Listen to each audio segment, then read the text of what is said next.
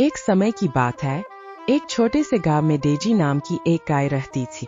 Daisy बहुत ही नर्म और दयालु थी। किसान और उसके बच्चों से बहुत प्यार करती थी। वह दिन भर खुले खेतों में चरती, धूप में आराम करती और कभी कभी खेत के दूसरे जानवरों के साथ खेलती। लेकिन जैसे जैसे समय बीतता गया, खेत में आर्थिक तंगी आ गई और किसान के लिए गुजारा करना मुश्किल होता गया। एक ठंडी सर्दियों की सुबह उसने कुछ जानवरों को बेचने का दर्दनाक फैसला किया, जिसमें डेजी भी शामिल थी। उसने वादा किया कि वह उसे एक अच्छा घर दिलाएगा, लेकिन डेजी समझ नहीं पाई कि चीजें क्यों बदल रही है। डेजी को एक बड़े नीलामी घर ले जाया गया, जहां कई अन्य जानवरों को अलग अलग खेतों में बेचा गया।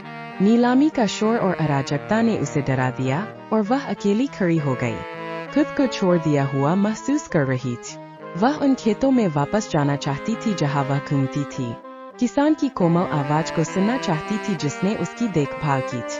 अपनी आशाओं के बावजूद डेजी को बहुत दूर एक खेत में बेच दिया गया। नए मालिकों के पास वही कोमल स्पर्श नहीं था और डेजी के खुशहाल दिन धीरे धीरे कम होते गए।